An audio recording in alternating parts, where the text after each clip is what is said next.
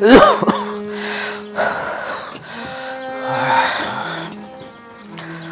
भगवान।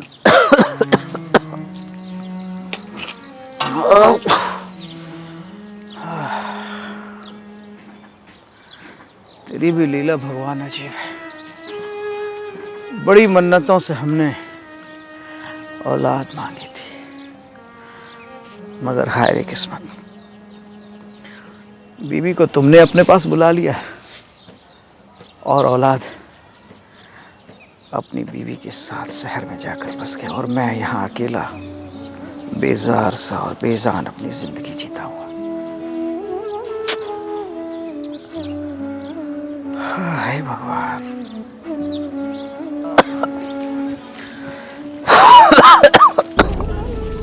अरे चाचा, हाँ, राम राम। राम राम। कैसे हो रोशन? अरे चाचा, आप हाफ क्यों रहे हो इतना? ऐसा है बेटा रोशन, जब रिश्ते नातों में ऑक्सीजन की कमी होने लगती है तो हमारे जैसे बुजुर्गों की सांसें ऐसी उखड़ने लगती हैं। और ऐसा ही कुछ हमारे साथ हुआ है। चाचा, अगर आप इतना ही परेशान हो तो पवन भैया और भाभी को कॉल करके यहाँ बुला क्यों नहीं लेते? कोई फायदा नहीं बेटा, कोई फायदा नहीं है बेटा। गांव में क्या नहीं है, इतनी खुशियां हैं, खेत हैं, सब कुछ है, और वो 10-15 हजार की नौकरी के लिए शहर में मारे मारे फिर रहे हैं। कोई फायदा नहीं। मैं पवन भैया को कॉल करके आपके बारे में कुछ बताऊं? कोई फायदा नहीं बेटा, कोई फायदा नहीं उसको बता के। तू ऐसा कर, मुझे घर छोड़ दे।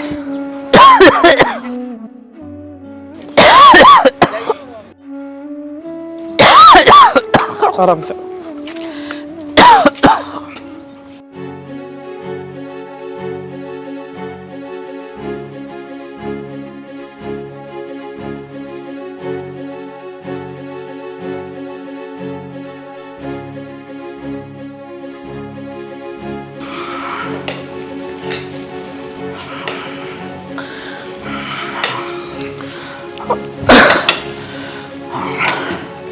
रोशन, बेटा जरा किचन से जरा पानी ला देना। लाता हूँ, लाता हूँ। दवाई खानी है। लाता हूँ, लाता हूँ।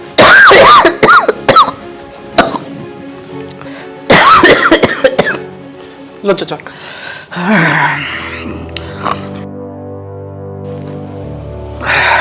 दवाई देना जरा।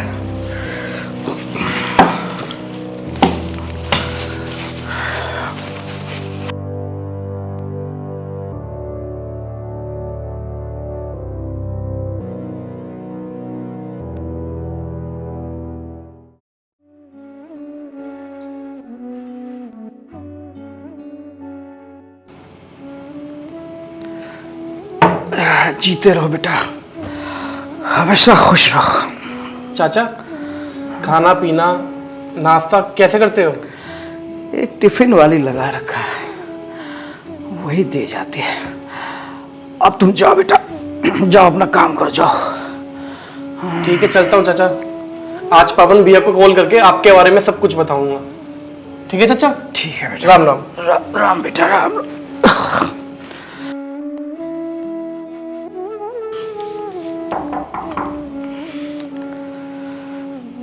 लगता है टिफिन आ गया।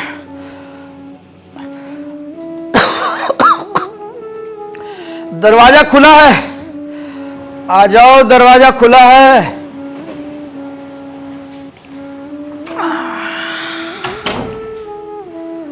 अब कैसी तबीयत है राम लखन जी? पहले से ठीक है रागिनी। पर ठीक तो नहीं लग रही है। ऐसा है रागिनी, जब रिश्तों की डोर टूट जाती है ना, तो फिर सांसों की डोर को टूटने में वक्त नहीं लगता। आप ऐसा क्यों सोचते हैं राम लखन जी? खून के रिश्तों के अलावा और भी कुछ रिश्ते ऐसे होते हैं जो अपने खून से बहुत मजबूत होते हैं। खाना लगा दूं? लगा दो रागिनी, लगा दो।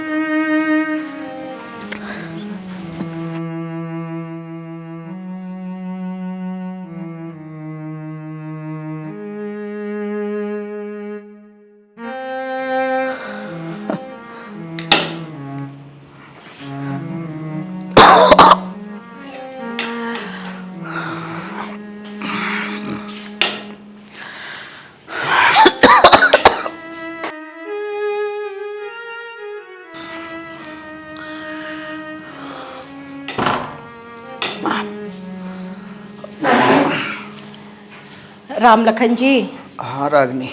आपने तो अपनी कह दी, अब मुझे ही देख लो। कहने को मेरे दो दो बेटे हैं, बहुएं हैं, पोते हैं, और हम सब एक ही घर में रहते हैं। पर मजाल है कोई मेरे पास बैठ के 2 मिनट बात भी कर ले, मेरे हालचाल भी पूछ ले। रागनी, मकान तो तुम्हारे नाम है ना? मेरे पति जानते थे कि हमारी औलादें कैसी हैं, इसलिए मकान मेरे नाम करके गए हैं। नीचे के फ्लोर में मैं रहती हूँ, ऊपर के 2 फ्लोर में अपनी फैमिली के साथ वो रहते हैं। रागनी, तुम्हारी दोनों औलादें तुम्हें कोई खर्चा पानी नहीं देते? उनका गुजारा खुद का हो जाए वही काफी है। और वैसे भी ना मेरे टिफिन का काम बहुत अच्छा चल रहा है। 4-5 औरतों का स्टाफ है, एक डिलीवरी बॉय है। अरे वो तो टिफिन के बहाने मैं आपके हालचाल पूछने आ जाती हूँ। मुझे मालूम है रागनी, मैं अच्छी तरह जानता हूँ ये बातें। रागनी, जरा मुझे 1 गिलास पानी देना, जरा दवाई खानी है।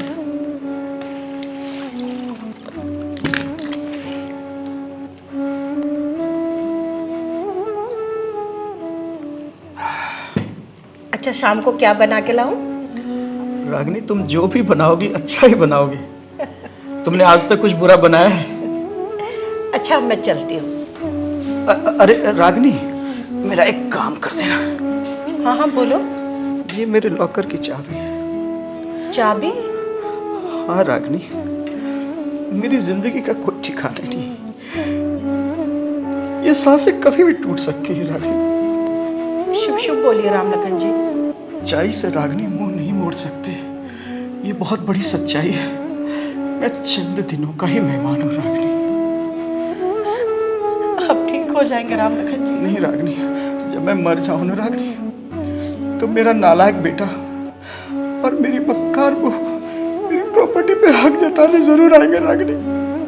ये चाबी तुम उन्हें दे देना रागनी, और उनसे ये कहना, मैंने अपनी पूरी जिंदगी की कमाई अपने यादों के दरबार इन लॉकर में संभाल कर रखे। राम लखन जी बस कीजिए, ऐसा मत बोलिए।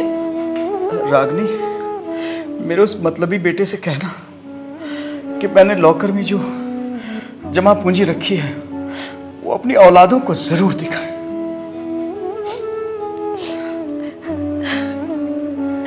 सब ठीक हो जाएगा राम लखन जी।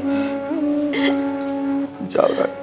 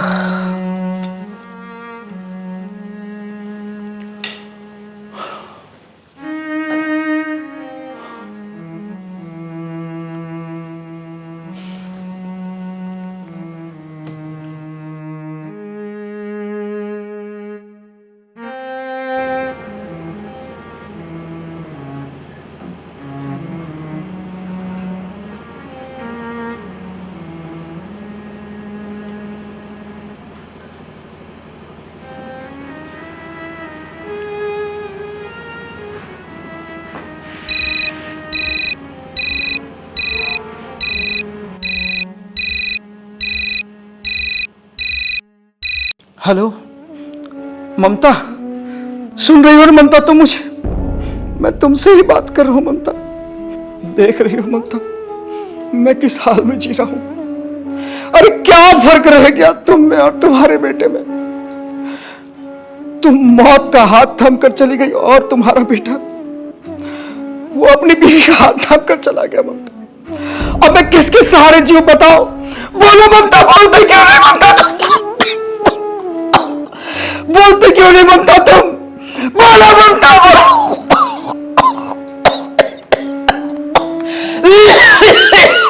बोलो ममता, अब मैं किसके सहारे जीऊंगा ममता? मैं जानता हूं ममता, मैं जानता हूं तुम जवाब नहीं दोगे, लेकिन मैं अपने सवालों का जवाब लेने के लिए तुम्हारे पास आ रहा हूं ममता। मुझे तुमसे जवाब चाहिए ममता। मैं तुम्हारे पास आ रहा हूं अपने सवालों का जवाब लेने के लिए। ममता मैं तुम्हारे पास आ रहा हूं। नहीं जी सकता मैं तुम्हारे बगैर। ममता मैं तुम्हारे बगैर नहीं जी सकता। मैं जानता हूं परिवार के बिना जीना कितना मुश्किल होता है। मुझे मालूम है,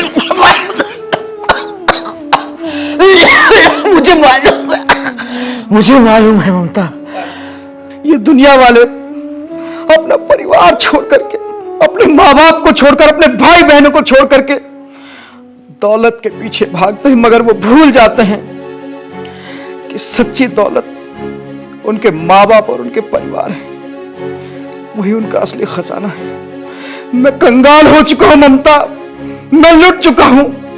मेरा खजाना लुट चुका है ममता। मेरा खजाना लुट चुका।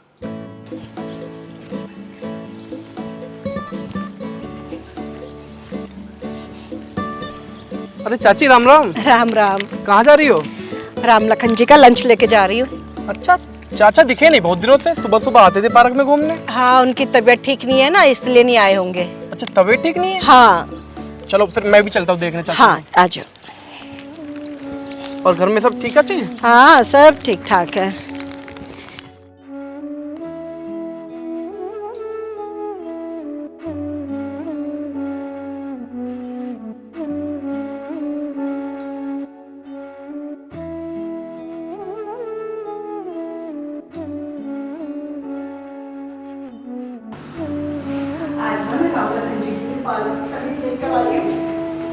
बहुत अच्छा लगता है। चाचा राम राम। राम लखन जी, मैं आपके लिए लंच लेकर आ गई हूँ। चाचा राम लखन जी, क्या हुआ? चलो देखते हैं।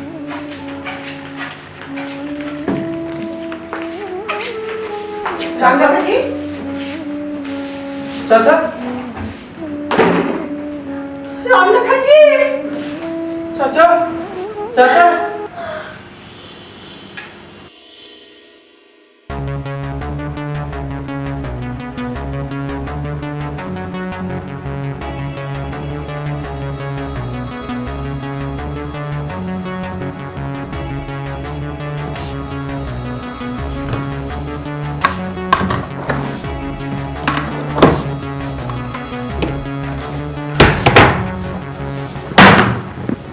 क्या वो पवन मिला कुछ? कुछ नहीं मिला। तुम्हें कुछ मिला? मुझे भी कुछ नहीं मिला। तुम्हारा बाप हमारे लिए कुछ भी नहीं छोड़ के गया। इतना कंगाल था तुम्हारा बाप। ऐसा नहीं है यार, मैं उनका इकलौता बेटा हूँ और ऐसा हो ही नहीं सकता कि उन्होंने मेरे लिए कुछ ना छोड़ा हो। ऐसा भी तो हो सकता है कि उन्होंने सारे पैसों की मेरे लिए कोई प्रॉपर्टी खरीद रखी हो। तो फिर प्रॉपर्टी के पेपर क्यों नहीं मिल रहे? पवन, तुम्हारे बाप के अंतिम संस्कार में ना 2 से 2.5 लाख रुपए खर्चा कर दिया, पानी की तरह बहा दिया पैसा, और तुम्हारा बाप हमारे लिए कुछ भी नहीं छोड़ के गया। कोई नहीं, उधर देखते हैं एक बार। चलो।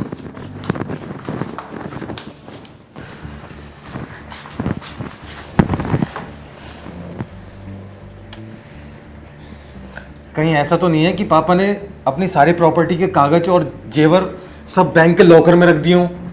अगर ऐसा है तो हमें कुछ नहीं मिलने वाला। ना लॉकर की चाबी मिलेगी और ना हमारे हाथ कुछ लगेगा।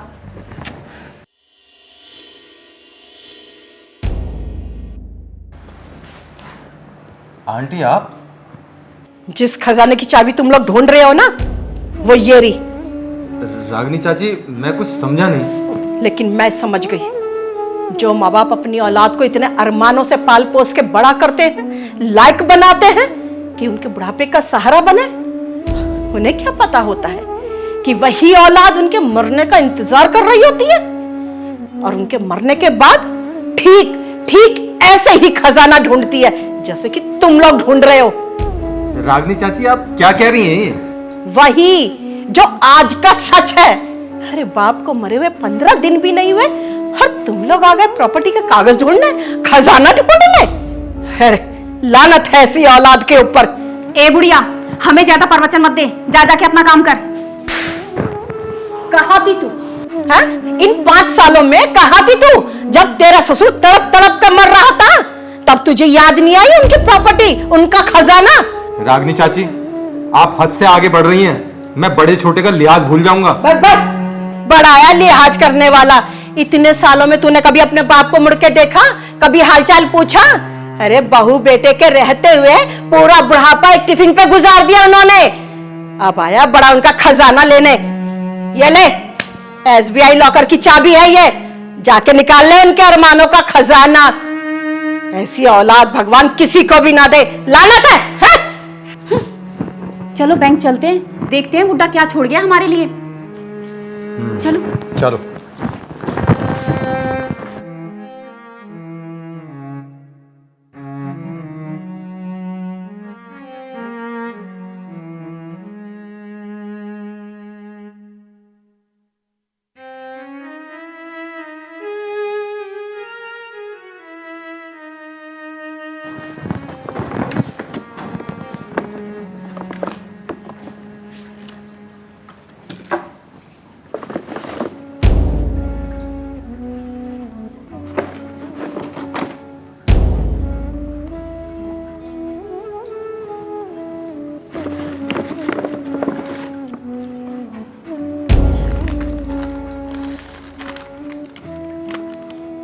ये तो पापा की लिखाई लग रही है।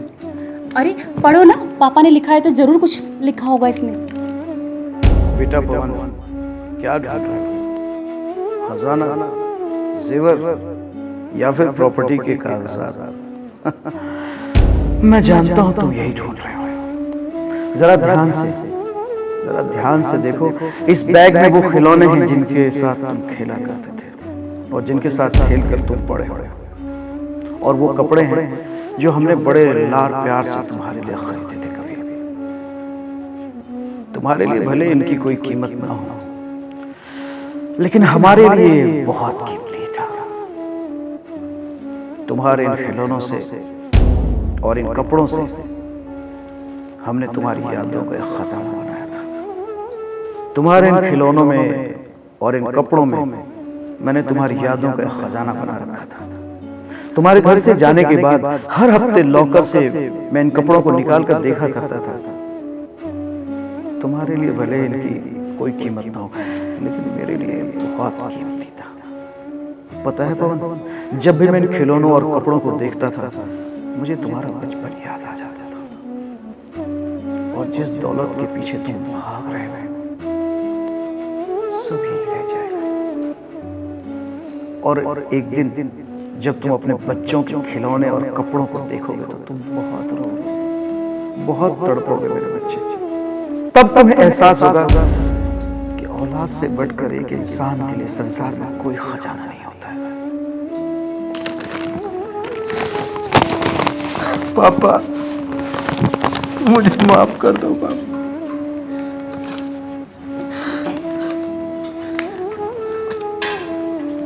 पवन, मुझे माफ कर दो पवन, ये सब मेरी वजह से हुआ है। अगर मैं तुम्हें पापा से दूर ना करती तो शायद आज पापा जिंदा होते, लेकिन मैं अनाथ, मेरे नसीब में तो पापा का प्यार लिखा ही नहीं था। और आपके पापा को भी मैं कभी अपना पापा नहीं समझ पाई। मुझे माफ कर दो पवन, प्लीज मुझे माफ कर दो। पापा, आप भी मुझे माफ कर दो, मुझसे बहुत बड़ी गलती हो गई। पापा